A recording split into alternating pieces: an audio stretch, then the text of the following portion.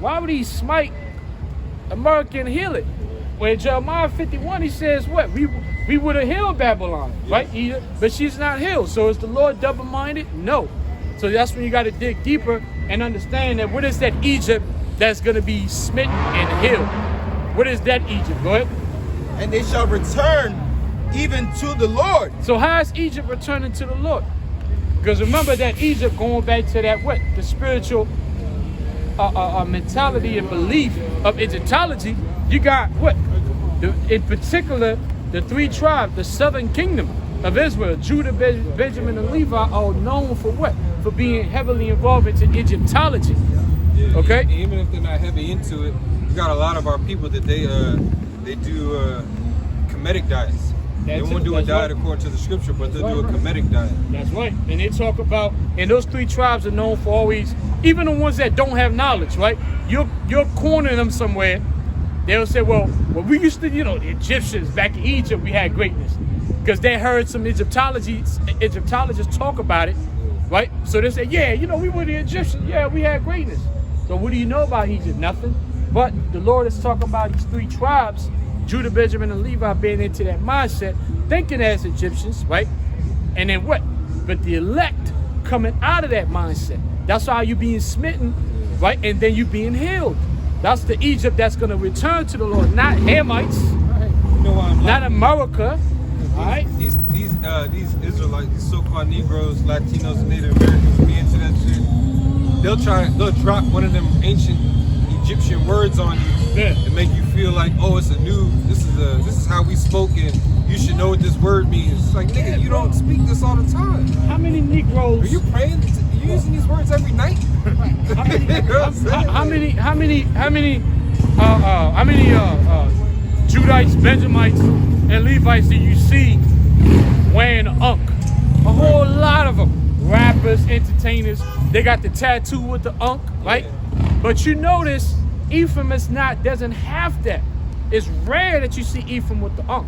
Not that it doesn't happen, but it's super rare. And the scripture's going to tell you why. Because when it comes to Egypt, it's focusing on the three tribes, Judah, Benjamin, and Levi, because that's the main influence that's been on the minds of the Israelite men of those tribes. Keep going. This is Isaiah chapter 20. Read loud, brother. This is Isaiah chapter 19, verse 22. Continuing on. And they shall return even to the Lord, and he shall be entreated of them and shall heal them. He shall heal them. And the Most High is only healing Israelites. But he said he's going to heal Egypt. No, he's talking about those tribes. He's talking about the elect out of those three tribes that are coming back out of that nonsense. Okay? Keep going. Verse 23. In that day shall there be a highway out of Egypt to Assyria. Okay. And the Assyrian shall come into Egypt. So now you got the Assyrian. Who's the Assyrians? Who's the Assyrians? You brothers know who the Assyrians are? That's the highway, the connection between the Egyptians and the Assyrians right there. Now, what nation in the nation of, what part of our nation went into the Assyrian captivity? The northern kingdom. So when the scripture speaking about Assyria, it's not talking about actual Assyrians. It's talking about Israelites of the northern kingdom. Why? Because what happened in Assyria? Ephraim went in there. The actual Assyrian people were known for being big-time idol worshippers. Guess what Ephraim was known for?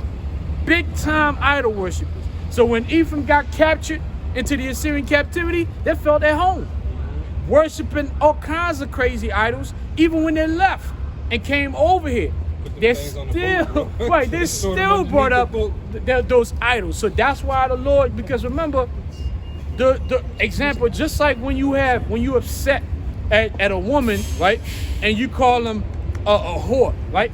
That's not her name, but you call her a whore because of her whorish actions. So the Lord said he calling the northern kingdom Assyrians in, because at that point he's showing really disgust for their belief, for what they've been into, what they've believed into, which is idol worship. But really, the Egyptians right there that he's talking about in Isaiah, he's talking about the southern kingdom, and the Assyrians that he's talking about coming back to him, and he's talking about the northern kingdom. Okay? It's very important to know that, because then Jakes will read that, but I will see See, God said the Egyptians are coming back and they're going to be healed. Oh, shit, he said the Assyrians are going to be healed. They're coming into the kingdom. So now you open up a pathway for the heathens to be saved. Like, that's not scriptural. Like the prophecy about Yahushua, how he was, the Lord said he was going to call him out of Egypt. You made a video, remember about recently about Amos 9 and 12? Oh, yeah. It's the same concept. The Esau, what was the title again? The Edomites called by the Lord's name. Yeah. It's that same concept. Yep, if you don't have understanding, you read that, you're like, yeah, there's a pathway for Edom to be saved. You see that? Sounds funny. Right. The scripture said there's a highway. That's a pathway to salvation. Yeah. Oh man. It's all right, man. It's all good. Joel 3 and 19. Yeah. Joel 3 verse 19. Come on, back. Excuse me. 3 verse 19. Egypt shall be a desolation, and Edom shall be a desolate wilderness, for the violence against the children of Judah, because they have shed innocent blood in their land. Yeah, read that again. Joel 3 verse 19. Egypt shall be a desolation, and Edom shall be a desolate wilderness. Right, look at the two nations that is correlated, Montezarium and Esau. The reason why it's doing that is because the modern day Egypt is ruled by Esau. That's right. All right, even like again, Alexander and them.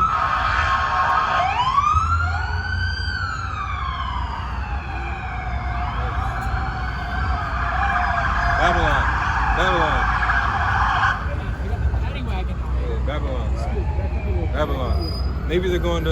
Maybe they're going down to check on IUIC. Maybe the Proud Boys. Yeah. Probably getting into some fisticuffs with Antifa.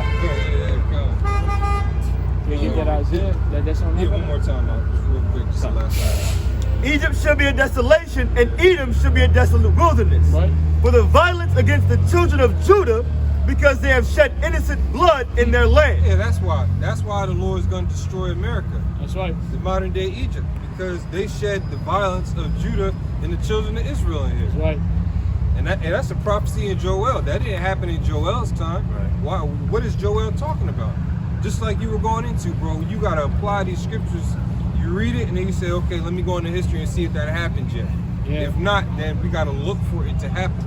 That's why there's assurance in the scriptures. That's right. And the reality is, man, oh man, look at the car, look at the plate. It says faith. Oh, yeah, that's See? But you know what? But you see that? That's that Alpha Phi Alpha shit. Yeah, I seen it. You see that big shit? That triangle. But you know, hey, listen. Which they worship a Greek deity called a thoth. A thoth is like a monkey with a long ass tail. They worship, that's at the core. That's at the core of that shit. That's what they have faith in. Well, let them have. Hey, listen. The scripture says there's plenty of faith, you know, but there's only one holy hope. Okay, so there's only one holy faith, and the holy faith is the faith of Yahweh by Shemal Shah. So they can believe whatever they're gonna believe. Yeah, solo uno and one. Only one faith. Only one faith, man. You got it? Isaiah 19. Oh, you talking Isaiah 19, 22. Yeah. Oh, yeah, I got it. There's some more. Want me to continue on? Read, yeah, 23? on Yep. This is Isaiah chapter 19, verse 23. Right. In that day shall there be a highway out of Egypt to Assyria. Right. And the Assyrians shall come into Egypt, and the Egyptian into Assyria. What does that mean? The Egyptians going to come into the Assyrians and the Assyrians into Egypt. It's talking about the northern kingdom and the southern kingdom coming together, man. That's what it's talking about. And that's why you have to... No, you gotta go that way. No, you gotta go that way. Oh, yeah, over there. But you have to be taught, okay? Yeah, that's not, listen, those breakdowns, it's not something you could just go into history, right, and figure it out. You can't just go into history and be like, well, you know, because how do you know Isaiah's not talking about, man, listen, because Isaiah would say things that had happened in ancient Egypt, and then he'll say things that didn't happen in ancient Egypt. How do you know? It's only the Spirit can guide you, and you have to be taught. There's just no way around that. The Lord set it up that way so that you will have to be taught by men. You know what I'm saying? To know. If not, you're going to dive into that, and you're going to be lost. Okay? Right? Hey, look at me. No. You And good? the- You good? No, You good? that- You good? that good. Go ahead, brother. Read. And the Egyptians shall serve with the Assyrians. Right. Oh, the Egyptians shall serve with the Assyrians. Go ahead. In that day shall Israel be the third with the Egypt and with Assyria. What does that mean? Israel will be a third with the Egyptians and the Assyrians. What's the third? When was the last time you heard about a third? Zechariah. Get Zechariah. Get Zechariah. So it's talking about the 1/3. Remember Revelation. Get Revelation 7. Get Zechariah. I think, yeah, let him get Zechariah. 13 and 8. 2/3. So read that precept again on Isaiah. Read that again. Yeah, Bakshah. This is Isaiah chapter 19, verse 24. Right. In that day Israel shall be the third with Egypt and with Assyria. Right. So the Lord is not talking about the Israel getting with the Egyptians and the Assyrians to serve him. He's not talking about, although it sounds like that, it sounds like that to the untrained and untaught ears. But if you really have spiritual ears, you would understand. First, always remember, the Lord does not give a damn about the nations. That's right. So when you put that into your mind, listen, those are little things like that we put into our minds every time we read the scriptures, right? So if you stumble upon something that may seem like the Lord actually gives you, like, nah, man, I know the Lord doesn't give a damn about the nations. So this gotta mean something else. You know what I'm saying? And then you get taught and you realize, yeah, you do it, repent. It's not. You look up into the word. Oh, it's Gentiles. Talking about Israelites, not heathens. Okay? That's some quick info. That thing called a thoth. This is what it looks like. Like I said, it's a monkey. Usually they said it's a man's body with a baboon head, or it'll be a monkey. It'll be a baboon with a man's head. Oh, yeah, that's what it is. Now, when you go to it, this is at the core of what they believe. All right.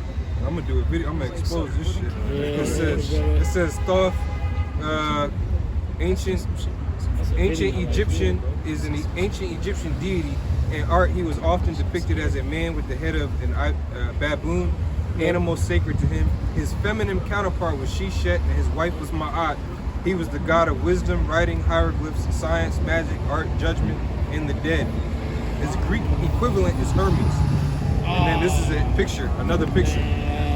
So it's all interrelated. It's all fucking connected. Man, all the gods. right, you know what I'm saying? That's why we say Greek goes back to the ancient. You know. It's funny because Esau got this thing about us being monkeys in Africa swinging on trees and shit. You know? That's who that guy had faith in. Subconscious. Damn, man. You know, but hey, listen, that's the nations, you know. And our people, they want to believe in beasts, man. Listen, the life, we've already said, the life of a man, the life of man cannot be compared to the life of an animal, man. You can't. One other, I just want to point this out. It says this article is about the ancient Egyptian deity. For other uses of thoth or dehuti, or variant spelling, see thoth. So another synonymous with that is dehuti. It's a video right there. Yeah, bro. I got dig that into bookmark, that. bro. Want to let that out? You know what I mean? Because There's a it's lot good of to know into that. Because see, remember the no. The reason why, hey brother, make sure she don't touch that dead brother, man. For real. Yeah, just get between them. Can you back up just a little bit, please? Yeah, get between. Can you back up just a little bit? Yeah, get between them. Like, that's brother crazy. stand behind him. Yeah. But you know what? It happened. Remember? Oh, the story. Remember with Paul? When Paul was preaching and you had this Israelite. I think she had to be an Israelite, but she was she had familiar spirits. Oh yeah. And then she was controlled by. She was being pimped out by some dudes to reveal read palms and and then she started going on how Paul was a man of the Lord, and it said Paul got annoyed, remember?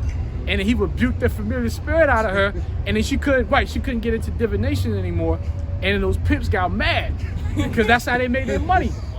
So you know, it kind of reminds me of that. That's a good little short. I think it's in the book of Acts. You know what I'm saying? It tells you about that. It's annoying when you see stuff like that. But yeah, go ahead. What you reading? Zechariah 13. Yeah, Mark shut. Yeah, Zechariah 13, verse 8. And it shall come to pass that in all the land, saith the Lord, 2 parts therein shall be cut off and die. So we know about the 2/3 of Israel being cut off and dying. Keep going. It says, 2 2 parts therein shall be cut off and die. Right. But the third shall be left therein. The third, now go back to Jeremiah, Isaiah 19 and 24. This is Isaiah chapter 19, verse 24. Right. In that day shall Israel be the third, And see, Israel be the third. with Egypt and with Assyria. All right, and you know it's not talking about heathens. It's talking about Israelites, man, because we've been into the custom. The southern kingdoms have been into the Egyptology customs. We know whether directly or indirectly, right? Because if you don't even know about Egyptology, if you're a woman worshiper, guess what that goes back to?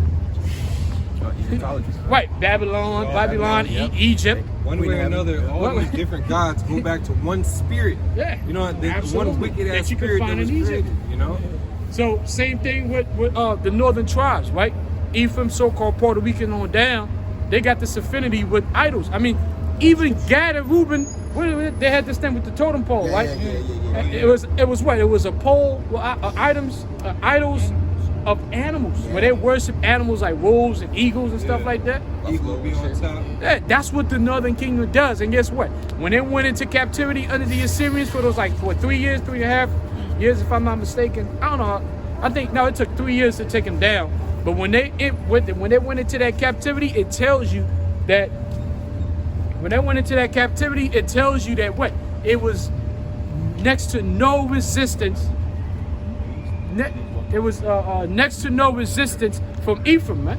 Why? Because they kind of merged right along with the Assyrians, you know. And the Lord hated that, and that's why when you read the book of Amos, it goes into that. Amos speaks about Samaria. If you go into the book of Hosea, he's speaking to you understand Hosea is speaking to the northern kingdom.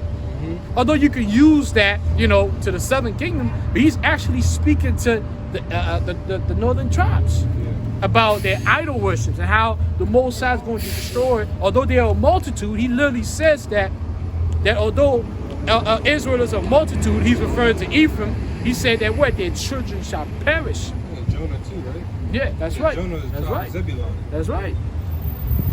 Yeah, bring it on. Hosea 4 and 17. Right. Ephraim is joined to idols. Let him alone. Right, and the Assyrians were known for that. So they picked up on that. They merged. The Lord hated it, separated Ephraim from the Assyrians, but they still kept the mentality. That's why the Lord called them Assyrians. Same thing with the southern kingdom. Kept the mentality. He called the southern kingdom Egypt. Yeah. But it was spiritual, because now he said they're going to be part of the 1/3. Who's the 1/3? Those are the Israelites. Yep. Okay. That's it on that. Isaiah 24. Nah, this one. What? Even a blessing in the midst of the land. Mm-hmm. That's it. Yeah, that's it on that, right? Yep. Read the next verse just to see. Okay. Verse 25. Whom the Lord of hosts shall bless, saying, Blessed be Egypt, my people. Oh, there you go. Oh, man. Come on, man. Yeah. See, you see why it's important to go into that? Man. Blessed be what? Read it again. Blessed, I'm gonna start back. This Isaiah chapter 19, verse 25. Right. Whom the Lord of hosts shall bless, saying, Blessed be Egypt, my people. Right. And Assyria, the work of my hands. Come on, man. Go ahead. And Israel, mine inheritance. So you see that, you're like, hold up. So what is he talking about?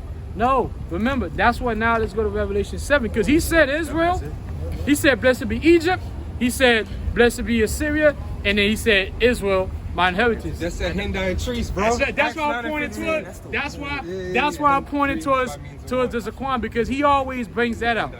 He always brings it. That's why I pointed towards him. Yes, that's what, heavy. what you call it again? Hendiatrice. Hendiatrice. It's 3 by means of 1. 3 by means of 1. Yeah. You see that? So now let's get Revelation 7. Which one start? Start at 1. I mean, read all the chart. We're going to, all the way down, and then you want to close that after that out? Yeah, come. Revelation 7 verse 1. And Right. after these things, I saw 4 angels standing on the 4 corners of the earth, holding the 4 winds of the earth, that the wind should not blow on the earth, nor on the sea, nor on any tree. And I saw another angel ascending from the east, having the seal of the living power. Right. And he cried with a loud voice to the 4 angels to whom it was given to hurt the earth and the sea, saying, Hurt not the earth, neither the sea, nor the trees, till we have sealed the servants of our power in their foreheads. Like, that's the reason why we had to wait. We had to wait over the years, beginning with our apostles and elders, of Great Millstone, we've had to wait and wait and wait, right? Patiently waiting for the downfall of our enemies in America, Babylon. But we've waited for this time that we're going into now. You got to understand this, brothers, Akims. This is no longer a situation where we got to wait another 10 years. You know what I'm saying? This is no longer, we are at the doorsteps of the beginning of sorrows. We are going right into that. 2020 going into 2021. We're not going back to 2000, how it was back in 2005, how it was back to in the 90s. See, no, that's done. Okay? Back to the future. That's right. That's done.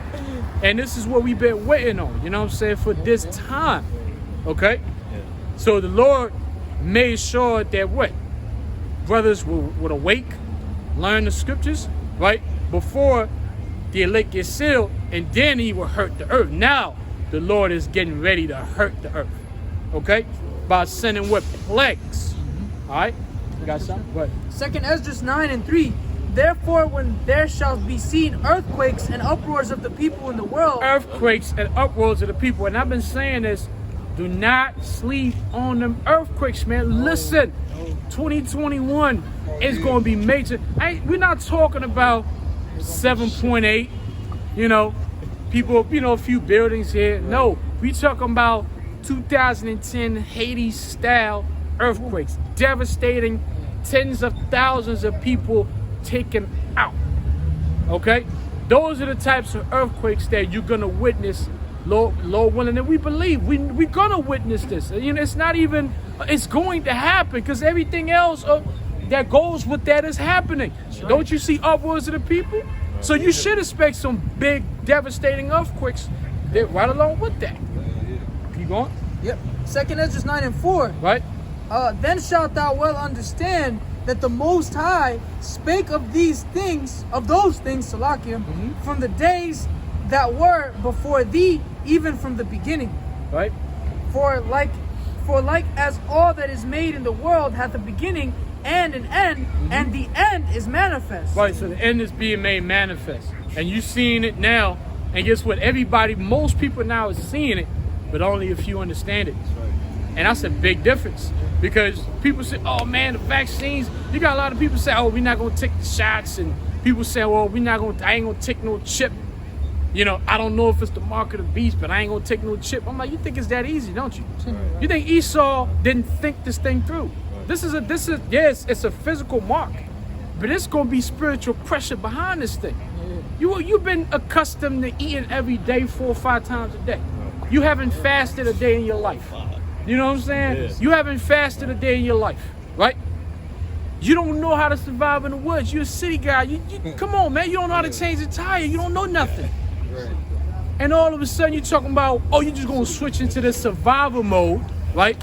And be this super, like it's not going to happen. Unless the Lord is dealing with you, you're going to fold under Esau and the Edomites' pressure.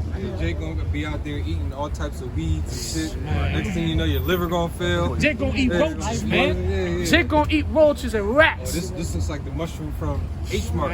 You're going to see Jake sitting there in the corner, right? Sitting in the corner with wood and stubble and a pot. And you thinking these niggas is eating, they probably, these niggas caught rats and shit like that. And roaches, man, shit, some of them gonna eat people, man. So be careful who you ask food for. Don't just pull up on somebody and say, hey, man, I'm hungry, man. Like, give me something, because you don't know what the fuck they're cooking, man. Yeah, but give you something. I'm gonna give you some salt, some pepper. And they may not even tell you the truth. They may say, man, this is some dope-ass meat.